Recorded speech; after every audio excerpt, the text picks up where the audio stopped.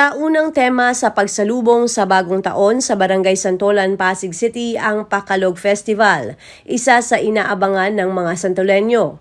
At para madagdagan naman ang handa sa Medianoche, sinimulang mamahagi ng Barangay Council sa pamunuan ni Chairman Gab Bayan ang kanilang Pakalog Food Pack 2023 nitong 27 ng Disyembre. Nasa 20,000 pamilya ang makakatanggap. Isang pamilya, isang food pack. Ayon kay Bayan, mahalagang lahat ng Santoleño ay mabigyan ng mga food pack. Tiniyak din niya na pinaghuhusayan ng council ang kanilang mga inilalatag na programa para sa mga kabarangay. Kung sa ating lungsod meron tayong pamaskong handog para sa ating Noche Buena, naisip namin naman dito sa aming barangay na magkaroon ng Pakalog Food Pack para naman sa Medianoche, sa bagong taon. Pakalog Food Pack kasi tuwing bagong taon nagkakaroon kami sa aming barangay ng Pakalog Festival. So bukod sa annual festivities sa ating paletsyon, sa iba't ibang porok at iba't ibang streets, ginawa natin itong Pakalog Food Pack. So ito po ay mensahe na dapat pantay-pantay yung serbisyong binibigay natin sa lahat ng Santoleño. Dapat walang may iwan hanggat kaya natin sa abot ng ating makakaya. At kahit sakto lang yung laman, di ba? Ang importante hanggat maaari, mabigyan natin lahat ng Santoleño. For this year's Pakalog Food Pack, we're just 1 month in office. We were able to comply with our financial compliances.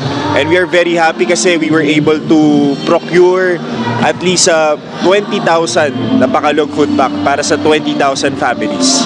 Sa lahat ng Santoleño na nanonood sa atin ngayon, isang buwan pa lang tayong nakaupo pero rest assured na ginagawa po namin ang aming lahat ng makakaya para makapagbigay ng isang makabago at progresibong paglilingkod para sa inyo. Bigyan nyo lang kami ng konting pasensya dahil ang pagbabago ay dahan-dahan ng proseso, hindi naman ito agad-agad. Ilan lang ito sa mga panimulang programa namin para sa inyo. Asahan nyo na paghuhusayan namin pero kailangan po namin ang tulong at suporta ninyo dahil lahat tayo ay parte ng solusyon. Maligayang Pasko at masaganang bagong taon po sa inyong lahat. Sana po ay nagustuhan nyo ang ating Pakalog Food Pack. God bless po. Tuwang-tuwa ang mga residente sa kanilang natanggap at ayon sa kanila, malaking bagay na may maidadagdag sila sa kanilang salo-salo sa Medianoche. Ay nako, masayang-masaya po dahil madadagdagan yung aming pang Medianoche. Bukod doon sa lulutuin, meron pang additional na pagsasalo-saluhan ng aking pamilya. Maraming salamat sa inyong Pakalog regalo. Kahit sa mga SK chairman, meron din, bukod pa din yun doon sa sa kapitan ng barangay, nagbibigay din. Mga kabarangay, napakaganda ng ating magiging pagsasalo-salo sa ating Medianoche dahil merong regalo sa ating food pack ang Barangay Santolan. Maraming salamat sa kanila. Sana na ipagpalain kayo ni Lord sa inyong mga kabutihang loob. Maraming salamat. Salamat ho kay Gab at saka kay lahat ng mga binubuo ng ng council dito sa amin at saka kay Mayor Vico. Mula ho nung nakarampang binigyan din ho kami ng pamasko ni Mayor Vico. Ngayon kay Kapitan Gab. Ito mayroon ng pagsalo-saluhan na pang bagong taon. Maraming salamat ho. Kung mga nakaraan, meron mas maganda naman yung processing ng paano binibigay sa mga serbisyo sa mga tao. Mga kabarangay, punta na kayo dito para mayroon tayong pagsasalo-saluhan sa New Year.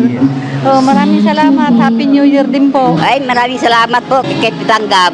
Maganda naman ang palakan nun na.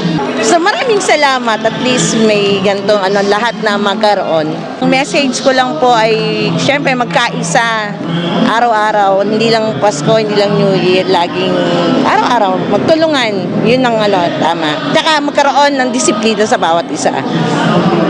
Thank you. Salamat kay Kap. Salamat sa nila dito sa pamasko nila. Ako si Luan Peñano para sa latest ng iNews Pasig.